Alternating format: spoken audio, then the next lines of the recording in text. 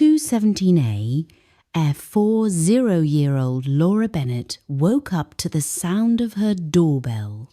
She lived alone in a quiet suburban house in Ohio. No neighbors nearby, no reason for visitors. She checked her phone. No alerts, no missed calls. The doorbell rang again.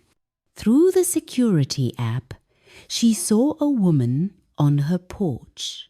Same height, same hair, same face. The woman smiled and waved at the camera. Laura's phone buzzed. Unknown contact. I forgot my keys. Open the door. Her hands shook. She backed away from the screen. Then came the knock, slow, deliberate, from behind her.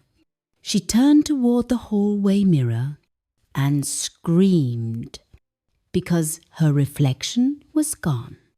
But the front door slowly unlocked anyway.